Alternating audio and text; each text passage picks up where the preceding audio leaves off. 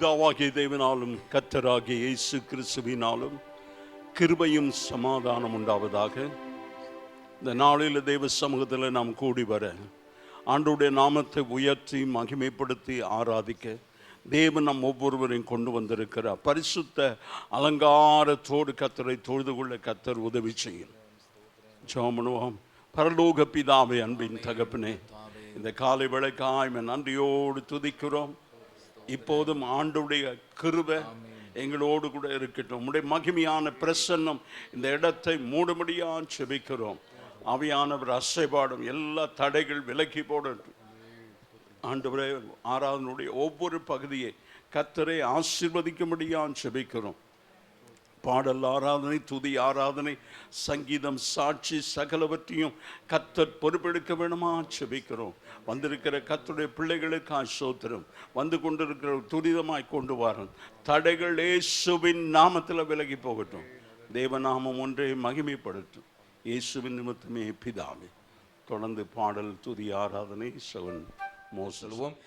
உம்மை ஆராதிக்கின்றோம் என்று சொல்லி தேவனுடைய நாமத்தை நம்ம போற்றி பாடி மகிமைப்படுத்தும். 447 பாடல் எண். உற்சாகமாக கரங்களை தட்டி பாடுவோம்.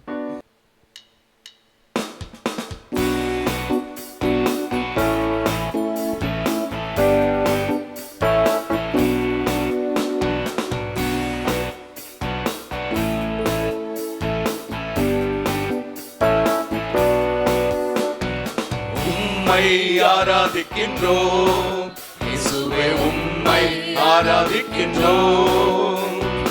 உம்மை ஆராதிக்கின்றோம் இயேசுவே, உம்மை ஆராதிக்கின்றோம். நீர் நல்லவர், சர்வ வல்லவர், உம்மை போல் வேறு தேவனில்லை. நீர் நல்லவர், சர்வ வல்லவர், உம்மை போல் வேறு தேவனில்லை. Hallelujah, hallelujah, hallelujah, hallelujah, hallelujah, hallelujah, hallelujah. பாவியான என்னையும் உம் பிள்ளையாய் மாற்றினீ. பாவியான என்னையும் பிள்ளையாய் மாற்றினீ.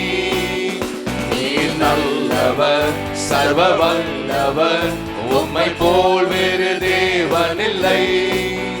நீர் நல்லவர், சர்வ வல்லவர், உம்மை போல் வேறு தேவனில்லை. ஹல்லேலூயா, ஹல்லேலூயா, ஹல்லேலூயா, ஹல்லேலூயா, ஹல்லேலூயா, Hallelujah, hallelujah. என்னை அழைத்தவரே, நீ உண்மை உள்ளவரே. என்னை அழைத்தவரே, நீ உண்மை உள்ளவரே. நீ நல்லவர், சர்வ வல்லவர், உம்மை போல் வேறு தேவனில்லை.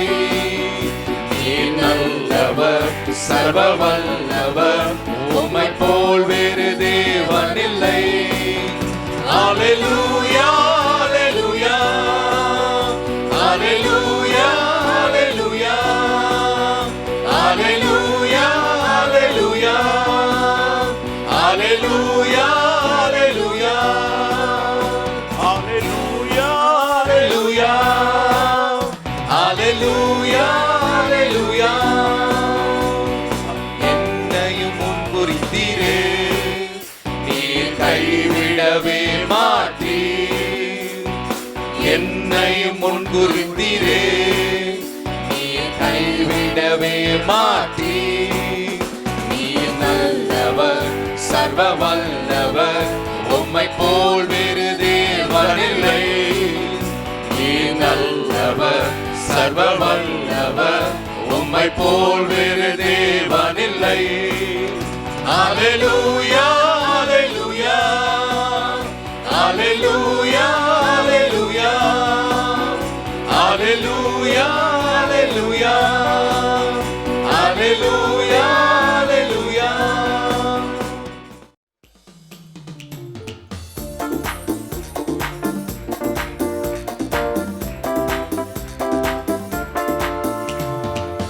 அபிஷேகநாதா அனல் மூட்டும் தேவா ஆருயிர் அன்பரே.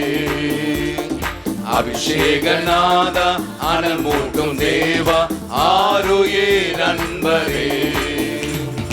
அந்நிய பாஷைகள் இன்றே தாருமே, அந்நிய பாஷைகள் இன்றே தாருமே. ஆவியில் ஜெபித்திட என்மேல் வாருமே, ஆவியில் ஜெபித்திட என்மேல் வாருமே. அபிஷேகநாதா அனல் மூட்டும் தேவா ஆருயிர் அன்பரே. அபிஷேகநாதா அனல் மூட்டும் தேவா ஆருயிர் அன்பரே. ரகசியம் பேசிட கிருபை தாருமே, ரகசியம் பேசிட கிருபை தாருமே. சத்திய ஆவியா என்மேல் வாருமே, சத்திய ஆவியா என்மேல் வாருமே. அபிஷேகநாதா அனல் மூட்டும் தேவா ஆருயிர் அன்பரே. அபிஷேகநாதா அனல் மூட்டும் தேவா ஆருயிர் அன்பரே. தேசத்தை கலக்கிட திடனை தாருமே, தேசத்தை கலக்கிட திடனை தாருமே. திறப்பிலே நின்றிட பெலனாய் வாருமே, திறப்பிலே நின்றிட பெலனாய் வாருமே.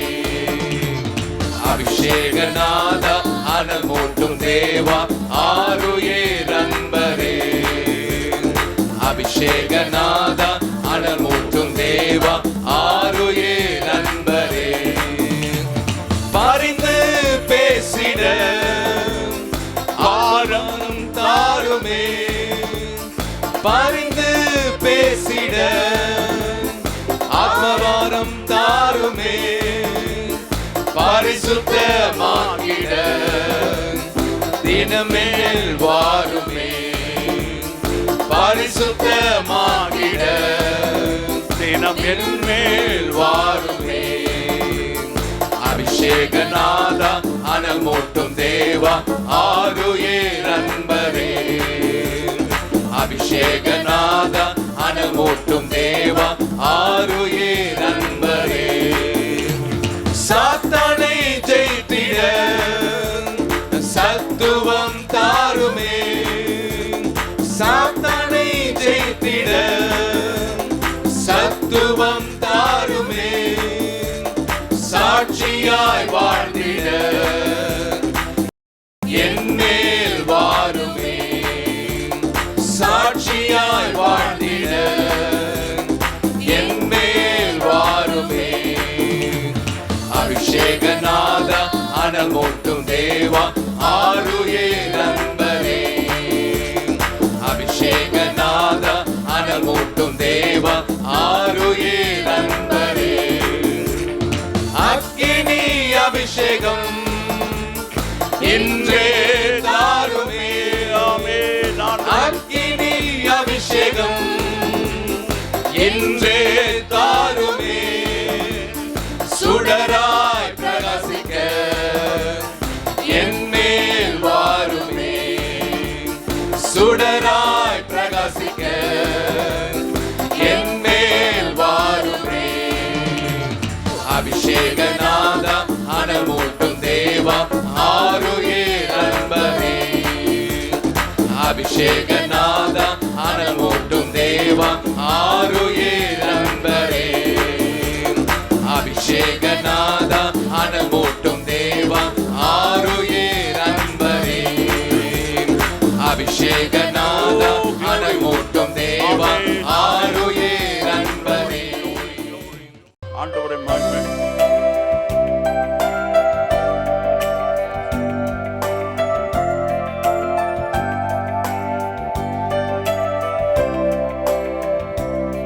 இயேசு நாமம் மேலான நாமம், எல்லா நாமத்திலும் மேலானதே.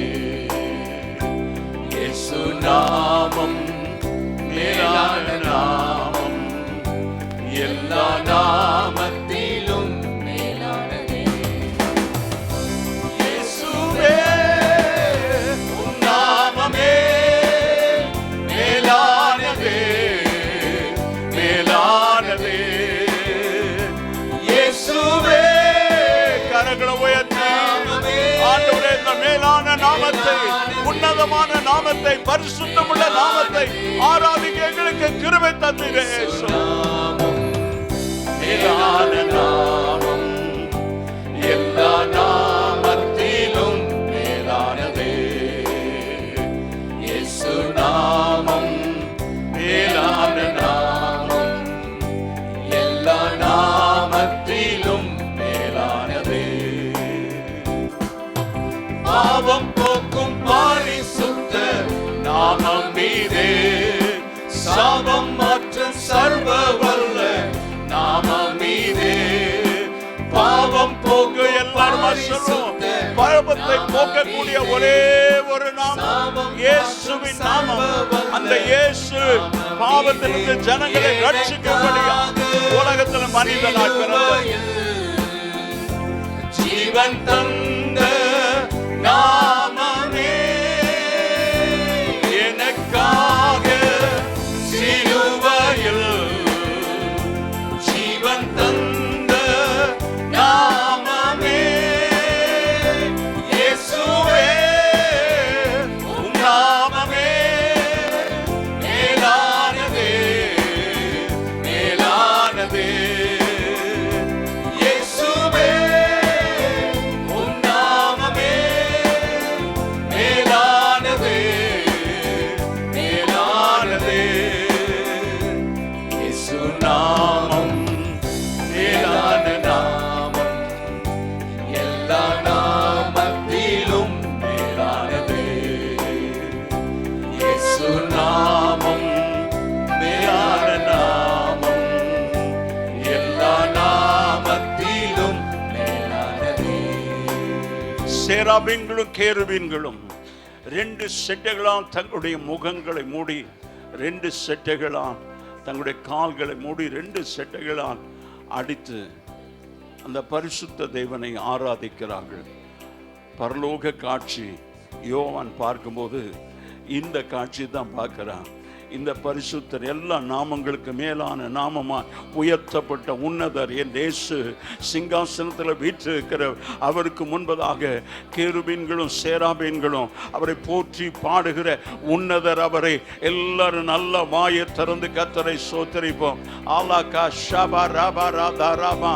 ஹalleluya, hallelujah, hallelujah. Thank you Lord. Amen. சேராபீன்கள் போற்றிடும் பரிசுத்தரே, அவர் ஒருவரே பரிசுத்தர். ஓ சேனைகளின் கர்த்தர், God of hosts, we worship you Lord. அவரை ஆராதிப்போம், மகிமைப்படுத்தி உயர்த்தி ஆராதிப்போம்.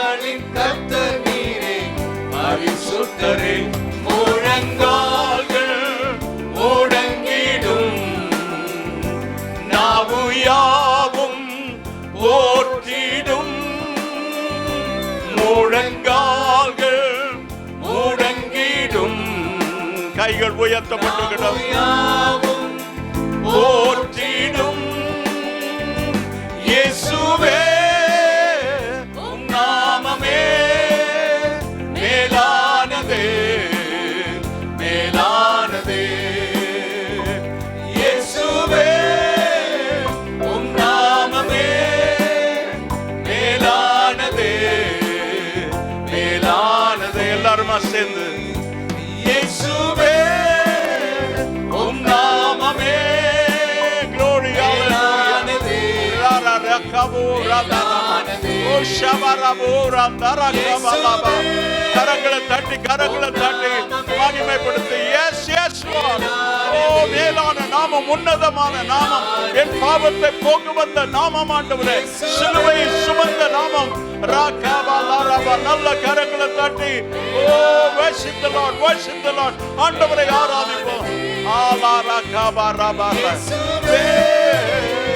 உம் நாமமே மேலானதே,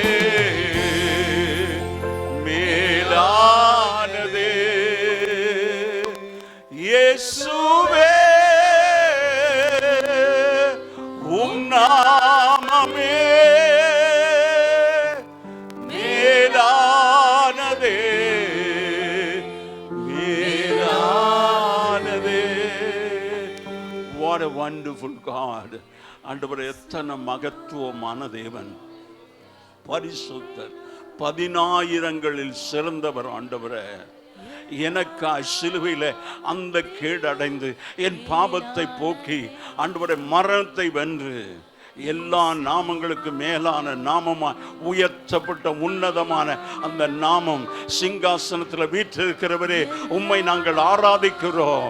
நீர் ஒருவரே பரிசுத்த, நீர் ஒருவரே துதிக்கு பாத்திர. கரங்களை தட்டி எஸ் லார்ட், ஹல்லேலூயா.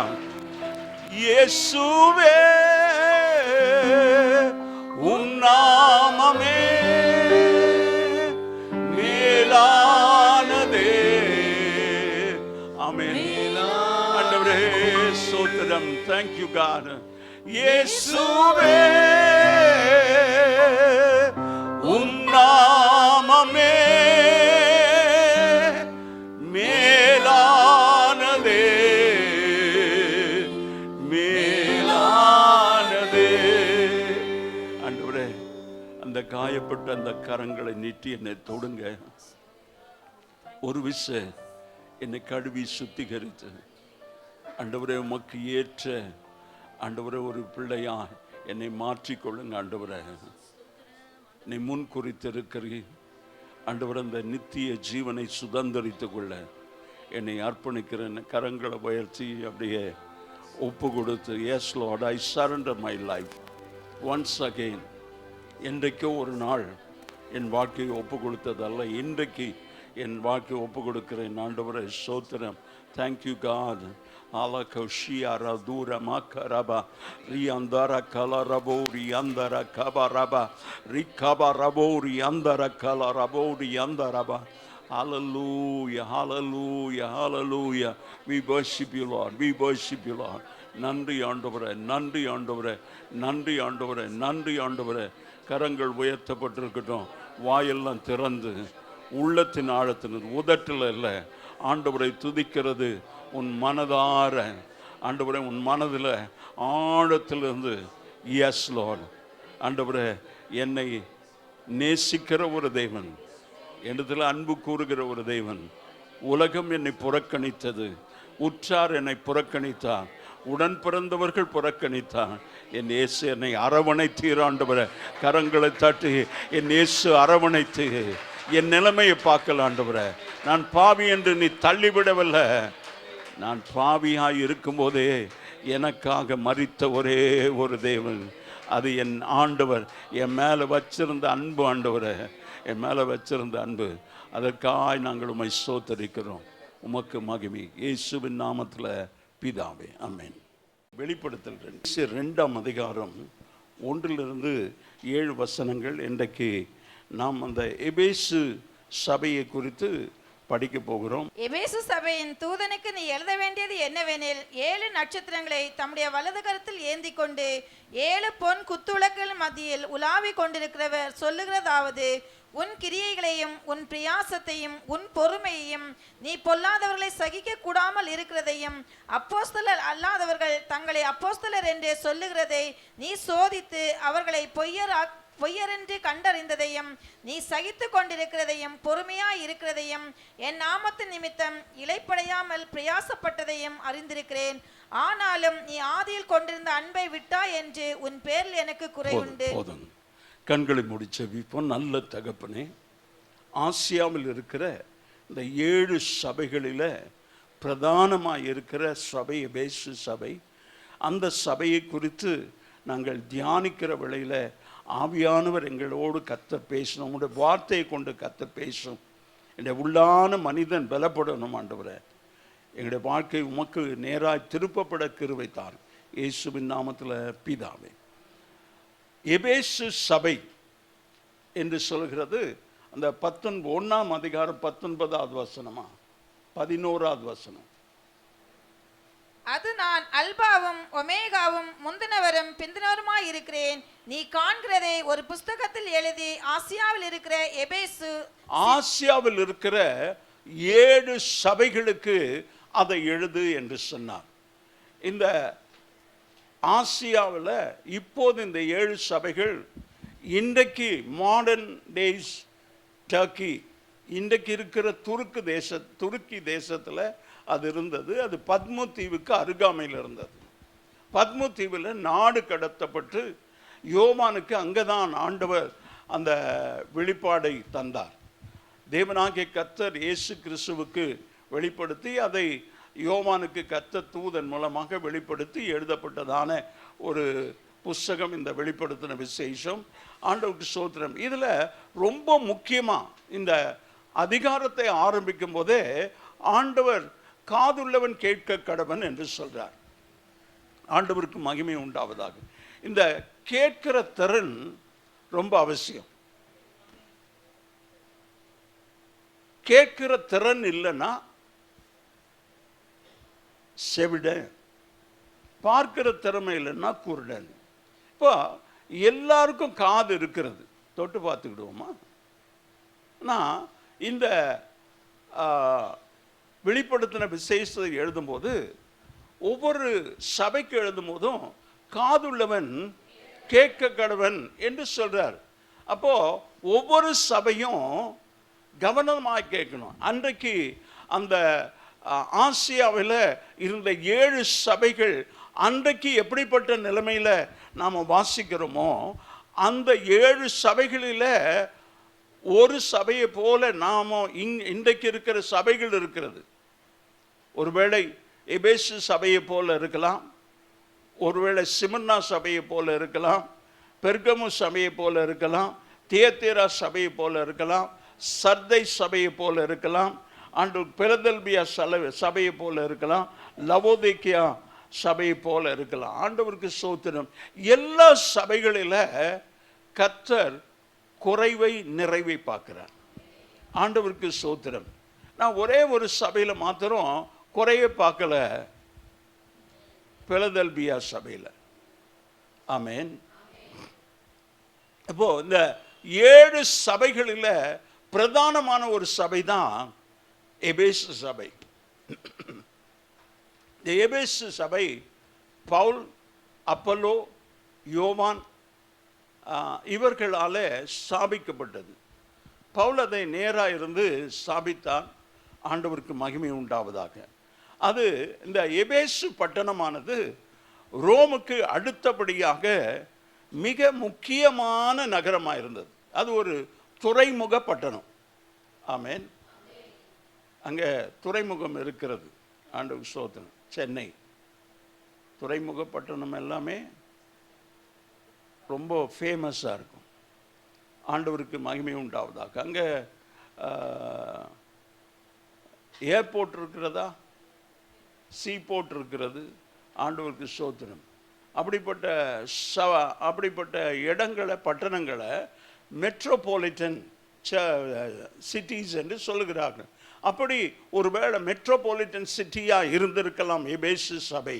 ஆண்டவருக்கு ஸ்தோத்திரம். மிக முக்கியமான துறைமுகம் நகரமாக இருந்தது. அன்றைய நாட்களில் மிக முக்கியமான துறைமுக பட்டணமாக இருந்தது. துறைமுக பட்டணத்தில் வியாபாரம் அதிகமாக இருக்கும்.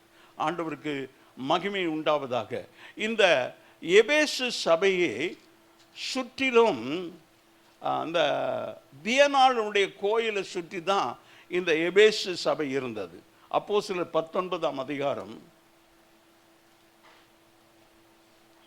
23, 24 வாசிக்கும். அக்காலத்திலே இந்த மார்க்கத்தை குறித்து பெரிய கலகம் உண்டாயிற்று.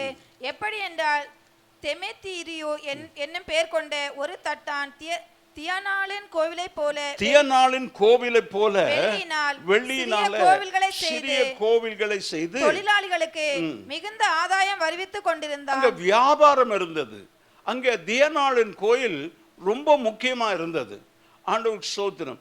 பவுல் அங்கே சுவிசேஷத்தை சொல்லி ஜனங்கள் அந்த சுவிசேஷத்தை ஏற்றுக்கொண்டு ஆண்டவராகிய இயேசு கிறிஸ்து ஒருவர் தான் இரட்சகர் என்பதை விசுவாசித்த பிறகு அவங்க அந்த கோயிலை அந்த சிலையெல்லாம் வாங்குறத நிறுத்திட்டாங்க.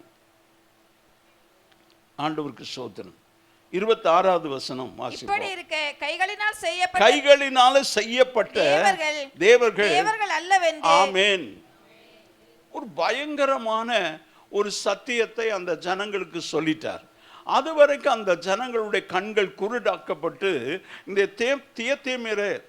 தெமேத்திரி என்கிறதான அந்த மனுஷன் சொல்லி ஜனங்களை ஏமாத்திட்டு இருந்தான். என்னத்துக்கு? வியாபாரம். அது ஒரு வியாபார மையம். ஆண்டவருக்கு ஸ்தோத்திரம்.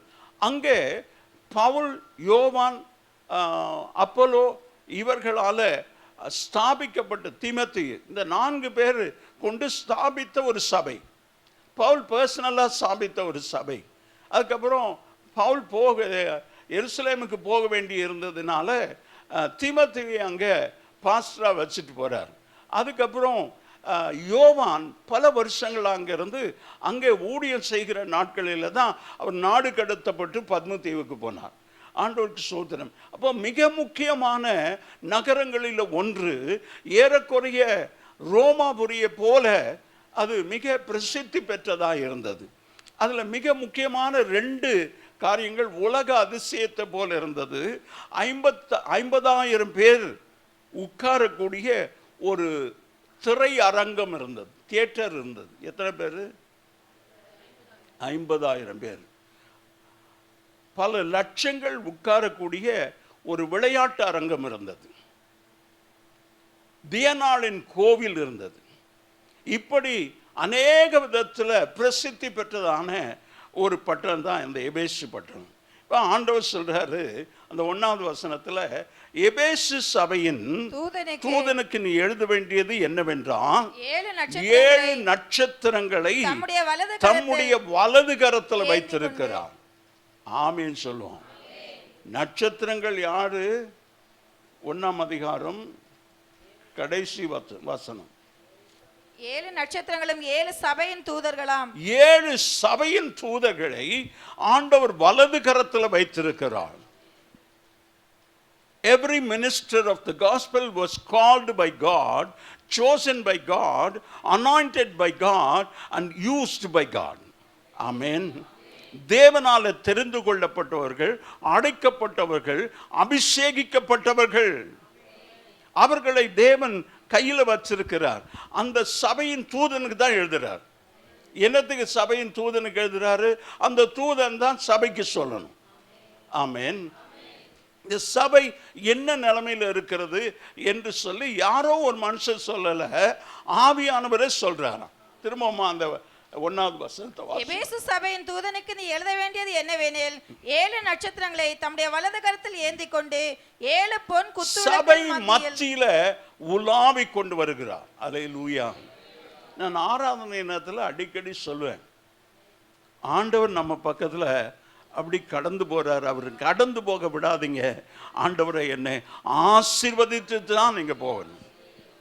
ஆண்டவருக்கு ஸ்தோத்திரம். இந்த பர்த்தமே குருடனை எனக்கு ரொம்ப பிடிக்கும். ஏன்னா இயேசு கடந்து போறாருன்னு சொன்ன உடனே அவர் ரொம்ப சத்தம் போட்டு அவன் கண்ணை குணமாக்கிடுவாருன்னு அவனுக்கு தெரியுமோ என்னவோ தெரியல, என்னவோ அவன் சொல்றான், இயேசுவே தாவீதின் குமாரனே எனக்கு இறங்கும். இறங்குகிற தேவன், இரக்கமுள்ள தேவன், மனதுருக்கமுள்ள தேவன்.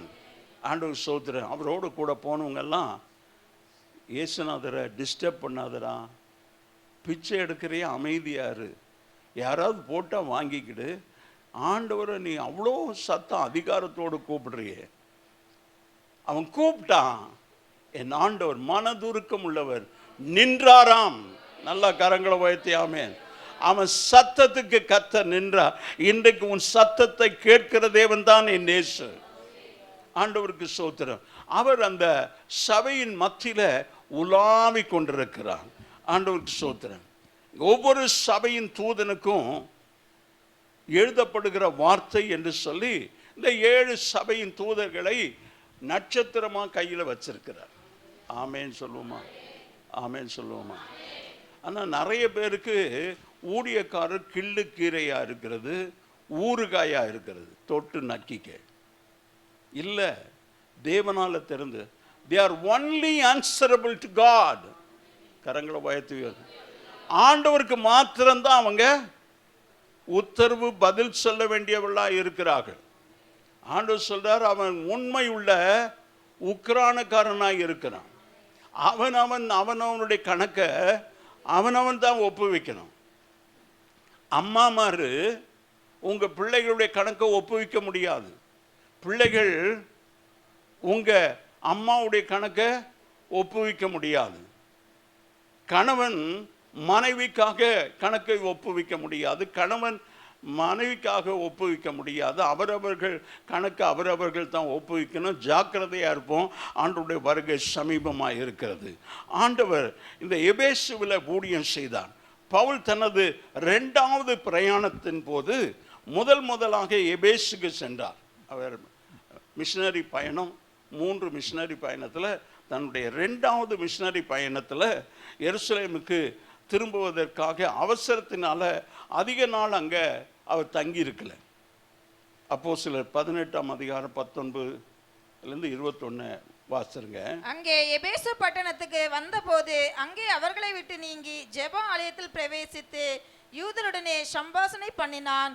அவன் இன்னும் சில காலம் தங்களுடனே இருக்க வேண்டும் என்று அவர்கள் கேட்டுக்கொண்ட போது அவன் சம்மதியாமல், வருகிற பண்டிகையிலே எப்படியாயினும் நான் எருசலேமில் இருக்க வேண்டும். எருசலேமுக்கு போக வேண்டிய ஒரு காலகட்டம் இருந்தது, கட்டாயம் இருந்தது. அதனால அவர் அவசரமா போயிட்டார்.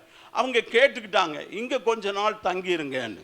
ஆண்டவருக்கு ஸ்தோத்திரம். தனது 3வது பிரயாணத்தின் போது மீண்டும் 3 ஆண்டுகள் அங்கேயே தங்கியிருந்து ஊழியத்தை செய்தார். அப்போஸ்தலர் 19ஆம் அதிகாரம் 20வது வசனத்திலிருந்து 31வது வசனத்தில் நீங்கள் பார்த்துக்கலாம். இப்போ படிக்க வேண்டாம்.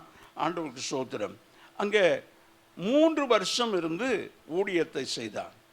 பின்பு தீமோத்தேயுவை எபேசுக்கு தனது பிரதிநிதியாக அனுப்புகிறதை நாம் பார்க்கிறோம். அதே 1 தீமோத்தேயு 1:4 கொஞ்சம் வாசித்துருங்க. 1 தீமோத்தேயு 1ஆம் அதிகாரம் 4வது. இவருக்கு அடுத்து தீமோத்தேயு அங்கே ஊழியத்திற்காக வைக்கிறார். நான் மக்கெதோனியாவுக்கு போகும்போது உன்னை எபேசு பட்டணத்தில் இருக்க வேண்டிக் கொண்டபடியே செய்வாயாக. ஆண்டவருக்கு ஸ்தோத்திரம்.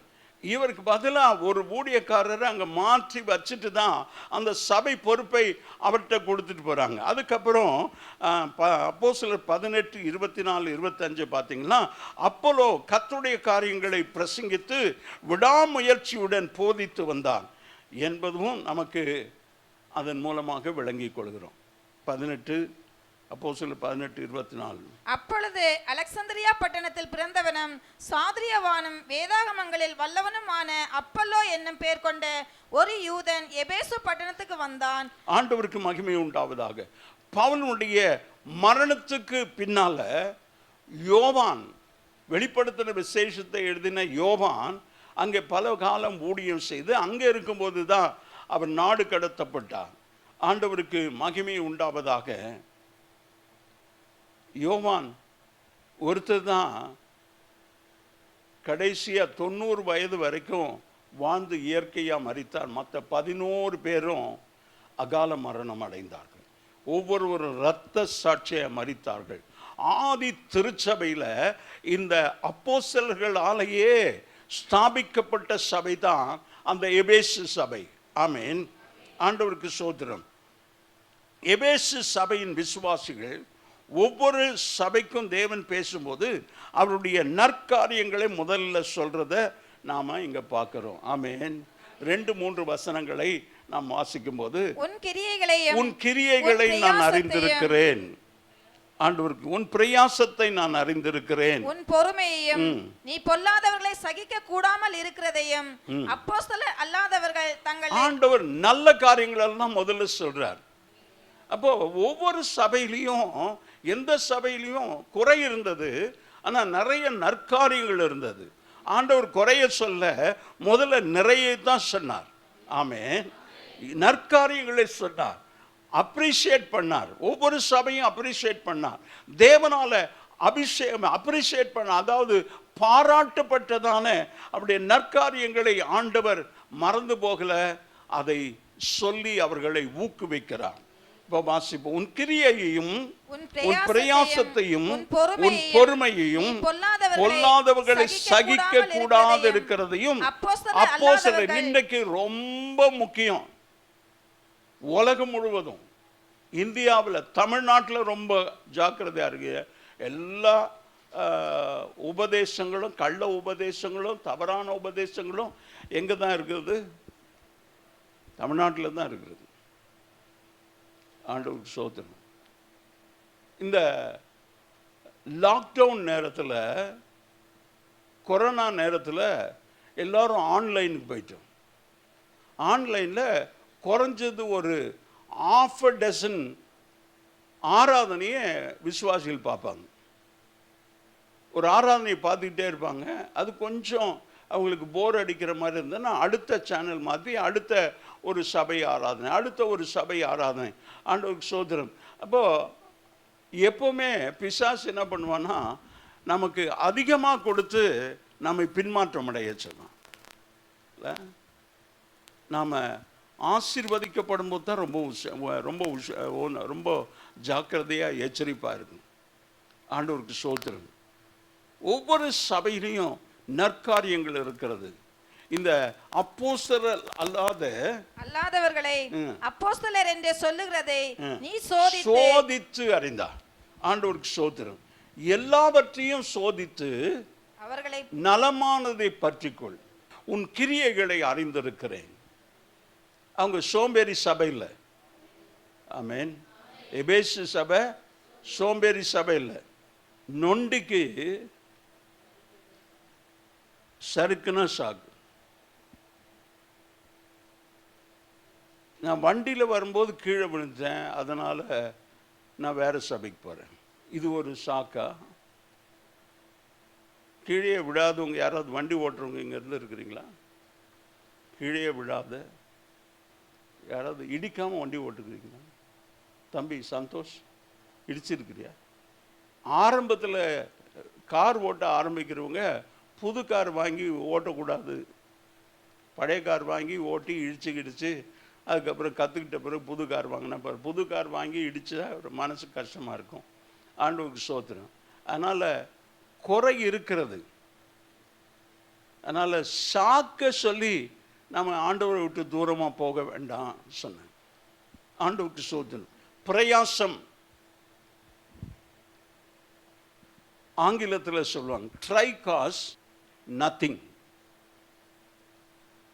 முயற்சி உடையவர் ட்ரை காஸ். ட்ரை பண்ணுறதுல அதுக்கு ஒன்றும் செலவழிக்க வேண்டியதில்லை. ஆண்டவருடைய நாமம் மகிமைப்படுவதாக. ஒன்று உங்களுக்கு சொல்லிட்டு கடந்து போகிற, every invention is the necessity. ஒவ்வொரு கண்டுபிடிப்பும் தேவை இருந்ததுனால கண்டுபிடிச்சான். ஆண்டவருக்கு ஸ்தோத்திரம். வேகமாக போகணும், அப்போது சைக்கிள் கண்டுபிடிச்சா. சைக்கிள் முந்தியெல்லாம் ஓஸ் பைப்புன்னு ஒன்று இருக்கும், ஒரு 40-50 வருஷத்துக்கு முன்னால். அந்த ஓஸ் பைப் ரப்பரில் நல்லா திக்க உள்ள கம்பியில் இருந்தால் அதுக்கு மேலே ரப்பர். அந்த சைக்கிளை கண்டுபிடிச்சவர் அந்த ஓஸ் பைப்பை இந்த ரிம்முக்கு போட்டு அதில் தான் சைக்கிள் இது. அதுக்கப்புறம் தான் டியூபு டயரெல்லாம் போட்டு கண்டுபிடிக்கப்பட்டது. முன்னால் வீல் சின்னதாக இருக்கும், பின்னால் பெருசாக உயரமாக இருக்கும், ஒரே ஒரு சீட்டு மேலே இருக்கும். ஆண்டவருக்கு ஸ்தோத்திரம். எப்படியோ கண்டுபிடிச்சி இன்றைக்கி நல்ல இதில் ஓட்டிகிட்ருக்குறோம். அன்றைக்கு ஏரோப்ளைனை கண்டுபிடிக்கும் போது எல்லாம் என்ஜினெல்லாம் ஸ்டார்ட் பண்ணிட்டு ஒரு கயிறில் அந்த பிளேனை கட்டி ஒரு ப்ளக்கில் அடித்து நிறுத்திடுவாங்க. ஸ்டார்ட் ஆகி அது இது ஆகும்போது அந்த கயிறை வெட்டி விட்டாங்கன்னா அது அப்படியே முன்னால் போய் ஓடி பறக்க ஆரம்பிக்கும். அப்படி தான் இன்றைக்கு செல்ஃப் ஸ்டார்டரெல்லாம் வச்சுருக்கிற வண்டி அன்றைக்கு உதச்சி கால் வலிக்கிற அளவுக்கு இருந்தது. அதுக்கப்புறம் செல்ஃப் ஸ்டார்டர் வந்தது. ஆண்டவருக்கு ஸ்தோத்திரம். நம்ம எல்லாம் சோம்பேறி ஆகிட்டோம். இந்த இந்த மோப்பட் ஸ்கூட்டி டைப் இருக்குல்ல, ஹீரோ ஹோண்டா மற்றதெல்லாம், அதெல்லாம் லேடிஸ் வெஹிக்கிள்னு சொல்லுவாங்க முந்தி, இப்போ தெரில எனக்கு. ஒரு ஆண்கள் ஓட்டுறது நல்ல கியர் வச்ச வண்டியை ஓட்டணும். அப்போ வந்து புல்லட் ஓட்டினா பெரிய ஆண்டவர் சோதனை. இன்றைக்கு ஆம்பளைங்கள்லாம் சோம்பேறியாகி லேடிஸ் வண்டியை ஓட்ட ஆரம்பிச்சுட்டா அவனும் அப்படியே நிறையா வண்டி இன்னைக்கு இருக்கிறது ஆண்டவருக்கு சோதனம். ஆனால் இங்கே அவங்க பிரயாசப்படுகிறதுல முன்னால் இருந்தாங்க. இதை யார் பார்க்கறது? எபேசு சபை பிரயாசப்படுகிறதா? எப்பமாவது நாம் பிரயாசப்பட்டு ஒரு ஆத்மாவை சபைக்கு கொண்டு வந்திருக்கிறோமா? ஆத்மாவை சம்பாதித்திருக்கிறோமா? சுவிசேஷம் சொல்றதுக்கு முயற்சி எடுத்திருக்கிறோமா? இல்லையே. செத்த பிணங்களைப் போல இருக்கிறோம். இன்றைக்கு நிறைய பேருக்கு வார கூட்டங்களுக்கு வருகிறதே பெரிய பிரச்சனையாக இருக்கிறது. உங்களுக்கு நியாயமான காரணங்கள் ஏராளமாக இருக்கிறது, எனக்கு நல்லா தெரியும். பிசாசு நியாயமான தடைகளை தான் கொண்டு வருவான். ஆமேன். அநியாயமாலாம் நான் உங்களை ஏன் வரல திட்டினா, நீங்கள் போய் எங்கள் பாஸ்டர் திட்டார் பாருங்கள் இதுதான் காரணம்னா 1000 பேர்கிட்ட சொன்னீங்கன்னா கூட 1000 பேர் உங்கள் பக்கம் தான் சொன்ன. கரெக்டு தானே, அதுக்கு ஏன் திட்டுறாரு அவர்? யாருக்கு சப்போர்ட் பண்ணுவாங்க? நான் எதுக்கு திட்டுறேன்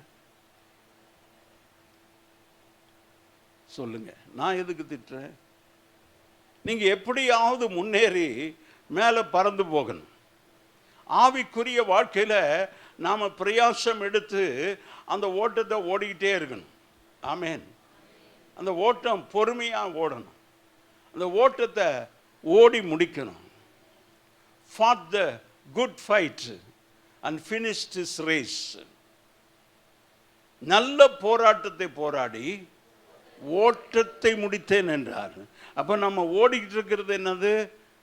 ஓட்ட பந்தயம், நல்ல போராட்டம். ஆமேன். கொஞ்ச தூரம் ஓடின பிறகு முதல்ல எங்க பிடிச்சிடுவோம்? இங்க தான் பிடிச்சிடுவோம். நெஞ்சு ஒரு மாதிரி எரியுது. ஆண்டவருக்கு சோதனை. ஏன் ரெகுலரா ஓடுறாங்களா? அவங்க நெஞ்சு பிடிக்கிறது பார்த்துருக்கீங்களா? பிடிக்க மாட்டாங்க. எப்பமாவது ஓடுறோங்க. ஆண்டவருக்கு சோதனம். இப்போ பிரயாசம் என்பது ஒரு நாள் நிறுத்தப்படாமல் இருக்கணும். அப்போ அந்த எபேசு சபை ஆண்டவருக்காக பிரயாசப்படுகிறதுல அவர்கள் ஒரு நாளும் சோர்ந்து போகவில்லை. அடுத்தது பொறுமை. ஆண்டவருக்கு சோதனம். இங்க ரொம்ப சிம்பிளா சொல்லிட்டு இருக்கிறார். ஆனால் ஆவியின் கனியில ஒரு பொறுமை, லாங் சஃபரிங், நீடிய பொறுமை. ஆனால் நம்ம எல்லாம் விசுவாசிங்க ரட்சிக்கப்பட்டு போவோம். ஆண்டவர் சொல்லுவோம். எனக்கு கெட்ட கோபம் வரும். அபிஷேகம் இருந்தால் கெட்ட கோபம் வருமா? ஆண்டவர் உன்னோடு இருந்தால் கெட்ட கோபம். சகிப்புத்தன்மை, இன்டாலரன்ஸ், சகிப்புத்தன்மையே இல்லையே. பொறுமையை பிறகு சொல்றார், பொல்லாதவர்களை சகித்து கொள்ளக்கூடாது இருக்கிற. ஆமேன். யார் வீட்டுக்கு வந்தாலும் காணிக்கை கொடுத்து சோறு போட்டு அனுப்பாதீங்க. ஆண்டவருக்கு சோத்திரம். ஆமேன். என்ன பாஸ்டர் இப்படி சொல்றீங்க? இந்த வசனத்தில் சொல்லுங்க, வாசிங்க. நீ பொல்லாதவர்களை சகித்து கொள்ள. நல்ல ஊழியக்காரன் கெட்ட ஊழியக்காரன் யாரு கண்டுபிடிக்க முடியும்? யாருக்கு தெரியும்? நல்ல ஊழியக்காரன் கெட்ட ஊழியக்காரன் எத்தனை பேருக்கு தெரியும்? என்னங்க என்னங்க சிஸ்டர் சொல்லுங்க. நல்ல ஊழியக்காரன் கெட்ட ஊழியக்காரன் யாராவது கண்டுபிடிக்க முடியுமா? யாராவது ஒரு கேஜெட் வச்சிருக்கிறீங்களா? அளவுகோல் ஏதாவது வச்சிருக்கிறீங்களா? இந்த அளவுகோலின்படி அவர் சரியில்லைன்னு சொல்றதுக்கு இல்லை. ஒரு சிஸ்டர் சொன்னாங்க, அவர்கள் கனிகளினால் அறிவீர்கள். நல்லா தானே இருக்குமே. ஆண்டவருக்கு ஸ்தோத்திரம். மாம்பழம் எல்லாமே மாம்பழம் நல்லா தான் இருக்குது. ஒரு மாம்பழத்தை கடிச்சா வேண்டாம் என்னவா இருக்குது? இனிப்பா இருந்ததுன்னா கொட்டையெல்லாம் அப்படி அது சப்பி போட்ட மாங்கொட்டைன்றாங்களா, அந்த மாதிரி அப்படி உறிஞ்சி உறிஞ்சி உறிஞ்சி கடைசி வரைக்கும் அதில் ஒன்றும் நிற்காது. ஆண்டவருக்கு ஸ்தோத்திரம். அப்போ புளிக்குதுன்னா உடனே போட்டுருணும், அந்த கடிச்சதை கூட வெளியே துப்பிடுவோம். அப்போ கனிகளினால் அறிவிங்க. எப்போ கனி அறிவிங்க? எல்லா மாங்காயும் நல்லா தான் தெரியுது இல்லை, அழகாக இருக்குது, ஷேப்பெல்லாம் ஒரே மாதிரி தான் இருக்குது. ஆனால் ருசித்து பார்த்தா, நான் கர்த்தர் சொல்றார், கர்த்தர் நல்லவர் என்பதை ருசித்து பாருங்கள். ஆமேன். கடிச்சு பார்த்தா தான் தெரியும். அதனால போய் இயேசுநாதர் கடிச்சிடாது. அவரோட இருந்து பழகி ஜெபித்து அவருடைய முகத்தை தேடி, ஆண்டவருக்கு ஸ்தோத்திரம், அவருடைய முகத்தை நோக்கி பார்த்த முகங்கள் வெட்கப்படவே இல்லை. அவரை நோக்கி பார்த்து பிரகாசம் அடைந்தார்கள். கையை உயர்த்தி ஆமேன் சொல்லுவான். ஆண்டவருக்கு ஸ்தோத்திரம். அவரை பார்க்காத ஒரு நாளும் இருக்கக்கூடாது. ஆண்டவரே ஸ்தோத்திரம், வேற கதியே இல்லை. ஒரு பாடல், கீர்த்தனை, உம்மை அன்றி வேற கதி ஒருவரும் இல்லையே சாமி என்ற ஒரு பாடல், ரொம்ப அழகான பாடல். வேற கதியே கிடையாது நமக்கு. ஆமேன். உண்மையா ஒரு கிறிஸ்தவன் வந்தா, இது எப்போ பாடினாங்கன்னா ஒரு 60-100 வருஷத்துக்கு முன்னால் பாடினாங்க. அன்றைக்கு கிறிஸ்தவங்க உங்களை போல வசதியாக வாழலை, போட்டுக்கு துணி இல்லை, சாப்பிட ஆகாரம் இல்லை. ஆனால் ஆண்டவரை உறுதியாக பற்றி கொண்டார்கள். ஊழியக்காரனும் சரி, அப்படிப்பட்ட நாட்களில் நல்லா ஊழியம் செய்தார்கள். ஆமேன்னு சொல்லுவோம்.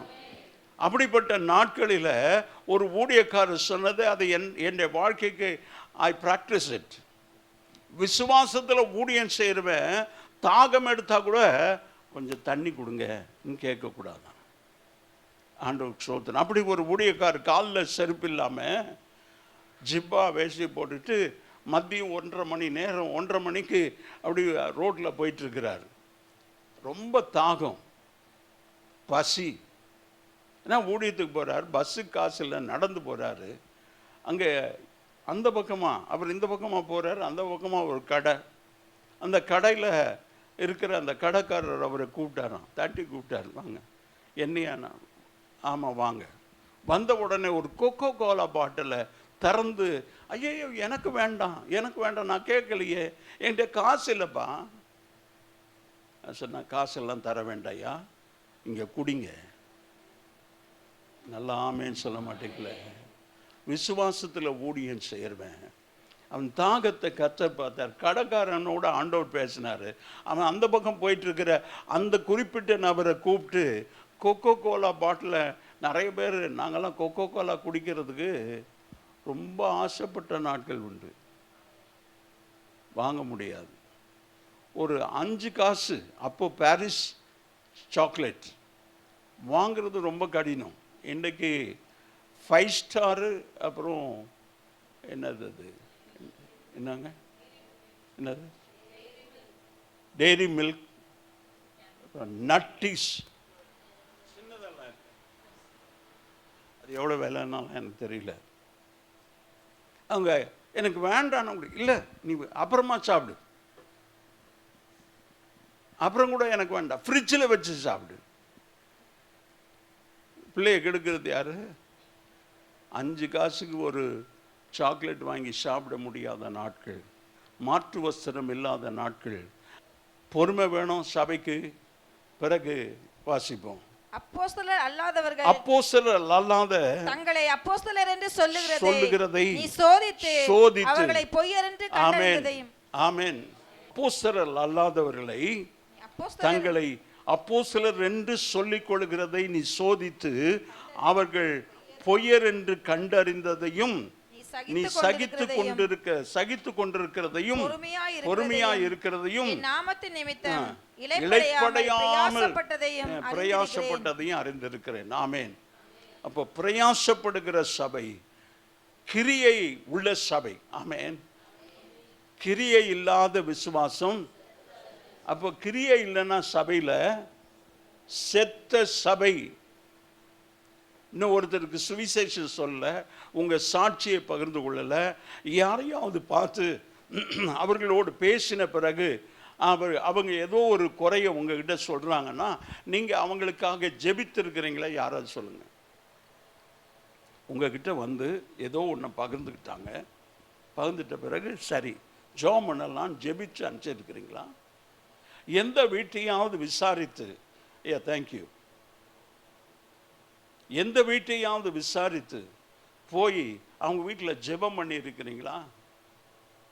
நம்ம கிராம ஊழியத்துக்கு போகும்போது நான் தெருவில் நின்று பிரசங்கம் பண்ணும்போது சகோதரிமாரெல்லாம் வீடுகளுக்கு போவாங்க. யாரெல்லாம் போயிருக்கிறீங்க என் கூட? மிரியம். ஜெபம் பண்ணிட்டு வந்திருக்கிறீங்களா? பாசமாக இருந்ததுனால நான் அப்போ கேட்கல, இப்போ கேட்குறேன். ஏன்னா நான் தெருவில் இருந்து பண்ணேன். பிரதர்ஸ் எல்லாம் தெருவில் கைப்பிரதி கொடுப்பாங்க, சிஸ்டர்ஸ் வீடுகளுக்கு போவாங்க பாசமாக. 2 சிஸ்டராக ஒரு வீடாக 2020 வரைக்குமா 21 வரைக்கும் 20 வரைக்கும் 20 மார்ச் 22 வரைக்கும் அந்த ஊழியம் நிறுத்தப்படலை. ஒவ்வொரு ஞாயிற்றுக்கிழமை 4 மணிக்கு கைப்பிரதி ஊழியத்துக்கு போய் கொண்டு வந்தோம். அந்த லாக்டவுன் நேரத்தில் நிறுத்தப்பட்டது. இது வரைக்கும் நம்ம அதை மறுபடியும் ஆரம்பிக்கப்படும் இல்லை. ஆண்டவருக்கு சோத்திரம். வீடு கட்டுறவங்க சொல்லுவாங்க, ஏதாவது நிறுத்திட்டு அப்புறம் கட்டிக்கலான்னா கட்டவே முடியாது. நான் யாரும் சொன்னாங்க, நீங்கள் படிக்கட்டு ஏறி வரும்போது அங்கே ஒரு பெரிய ஓப்பன் இருக்குது. என்னுடைய விஷன் என்னுடைய மனதில் இருந்தது, அங்கே பெரிய கண்ணாடி போடணும் மேலே முழுசுமாக. ஆனால் போட முடியல, அப்போ காசு இல்லை. இன்றைக்கு வரைக்கும் 24 வருஷம் ஆச்சு, அப்படியே தான் இருக்கிறது. அதனால் நாம் பிரயாசம் எடுப்போம், ஆண்டவருக்கு மகிமை உண்டாவதாக. பிறகு சொல்றாரு, பிரயாசப்பட்டதையும் அறிந்திருக்கிறேன். இப்போ நற்காரியங்கள் எல்லாம் ஆண்டவர் சொல்லிட்டாரு. இப்போ ஆண்டவர் சொல்றாரு, ஆனாலும் நீ ஆதியில் கொண்டிருந்த அன்பை விட்டாய் என்று உன் பேரில் எனக்கு குறை உண்டு. எனக்கு உன் பேர்ல குறை இருக்கிறது. ஆண்டவருக்கு ஸ்தோத்திரம். அன்பை விட்ட சபை எபேசு சபை. மீதி எல்லாம் இருக்கிறது, அன்பை விட்டது. 5வது வசனத்தை வாசி. ஆகையால் ஆண்டவர் சொல்றார், இன்றைக்கு நம்மோடு பேசி கொண்டிருக்கிறார். அன்றைக்கு இருந்த எபேசு சபையின் நிலைமை தான் இன்றைக்கு நம்முடைய சபையில் ஆவியானவர் பார்க்கிறாரு. ஆவியானவர் சபைகளுக்கு காதுள்ளவன் கேட்க கடவன் என்று பேசி கொண்டிருக்கிறான். நீ இன்ன நிலைமையில இருந்து விழுந்தாய் என்று அறிந்து மனம் திரும்பி ஆதியில் செய்த கிரியைகளை செய்வாயாக, இல்லாவிட்டால் நான் சீக்கிரமா வருவேன். ஆமென், ஆமென். நற்காரியங்களை சொல்லிட்டாரு, அங்க குறைய சொல்றாரு. ஆதியில கொண்டிருந்த அன்பு இல்லை, ரட்சிக்கப்பட்ட போது என்ன நிலைமையிலிருந்து இன்றைக்கு ஆவியானவர் நம்மோடு பேசி கொண்டிருக்கிறது. நீங்களும் நானும் என்ன நிலைமையிலிருந்து விழுந்தாய் என்பதை அறிந்து மனம் திரும்பி ஆதியில் செய்த கிரியையை செய்வாயாக. ஆமென். அப்ப என்ன சொல்ற? ஆதியில் செய்த கிரியைனா ஆதி அன்பு, அன்பே பிரதானம். ஆமென். எல்லாவற்றிலும் அன்பே பிரதானம். 1 கொரிந்தியர் 13:8 கொஞ்சம் வாசிப்போம். ஒரு காலம் ஒடியாது, தீர்க்க தரிசனமானாலும் ஒழிந்து போகும், அந்நிய பாஷை ஒழிந்து போகும். காணுமே, இப்போ சபையில் எத்தனை பேர் அந்நிய பாஷை பேசுறீங்க? எத்தனை பேர் நிறைஞ்சிட்டு இருக்கிறேன் பார்க்கல. ஆண்டவருக்கு ஸ்தோத்திரம். ரொம்ப நாள் ஆச்சு இல்லை? வாசிங்க. நம்முடைய அன்பு குறைவுள்ளது, குறைவுள்ளது. நிறைவானது வரும்போது குறைவானது ஒழிந்து போகும். நான் குழந்தையா இருந்தபோது, ஆண்டவர் சொல்றாரு, நான் குழந்தையா இருந்தபோது குழந்தையை போல பேசினேன், குழந்தையை போல சிந்தித்தேன். இன்னைக்கு நம்ம குழந்தை போல சிந்தித்தா நல்லா இருக்குமா? குழந்தையை போல பேசினா நல்லா இருக்குமா? ஆண்டவருக்கு ஸ்தோத்திரம். குழந்தையை போல யோசித்தேன். நான் புருஷனான போதோ, நான் விசுவாசியான போதோ அந்த குழந்தைக்கேற்ற மாம்ச காரியங்களெல்லாம் நான் விட்டுட்டு ஆண்டவருக்காக வாழ வைராக்கியத்தோடு என்னை ஒப்பு கொடுத்தேன். வாசிங்க அடுத்தது. இப்பொழுது கண்ணாடியிலே நிழலாட்டமாய் பார்க்கிறோம், அப்பொழுது முகமுகமாய் பார்ப்போம். இப்பொழுது நான் குறைந்த அறிவுள்ளவன், அப்பொழுது நான் அறியப்பட்டிருக்கிறபடியே அறிந்து கொள்ளுவேன். ஆண்டவருக்கு மகிமை உண்டாவதாக. இப்பொழுது விசுவாசம், நம்பிக்கை, விசுவாசம், நம்பிக்கை, அன்பு இம்மூன்றிலும் நிலைத்திருக்கிற இவைகளில் அன்பே பெரியது. ஆண்டவருக்கு ஸ்தோத்திரம். இந்த மூன்றும் நிலைத்திருக்கிறது, இவைகளில் அன்பே பெரியது. ஆமென். அன்பு சகலத்தையும் தாங்கும், அன்பு சகலத்தையும் சகிக்கும், மூடும். ஆண்டவருக்கு ஸ்தோத்திரம். இன்றைக்கு ஆதி திருச்சபையில் இந்த எபேசு சபை அன்பை விட்ட சபையா இருந்தது. ஆண்டவருக்கு ஸ்தோத்திரம். ஆண்டவர் சொல்றாரு, இப்படி இருக்கிறது, இந்த நிலைமையிலிருந்து, என்ன நிலைமையிலிருந்து நீ விழுந்த என்பதை நீ அறிந்து கொள். பிறகு ஆண்டவர் அதனுடைய பலனை சொல்றார். குறையை சொன்னார், நிறைவை சொன்னார், இப்போ அதற்குண்டான பலனை சொல்கிறார். 6வது வசனமா? இல்ல, அதுக்கு முன்னால, இல்லாவிட்டால் நான் சீக்கிரமாய் உன்னிடத்தில் வந்து நீ திரும்பாத பட்சத்தில், மனம் திரும்பாத பட்சத்தில், மனம் திரும்பாத பட்சத்தில், அதை விட்டீங்களா எசன்ஸே போச்சு. நீ மனம் திரும்ப. இப்போ ஆண்டவர் இவ்வளவு நேரம் பேசிக்கிறது என்ன, பேசி கொண்டிருக்கிறது என்ன காரணம்? நாம் மனம் திரும்ப வேண்டும். ஆதி அன்பை இன்ன நிலைமையிலிருந்து விழுந்தோம் என்பதை அந்த நிலைமைக்கு நாம் திரும்ப வேண்டும்.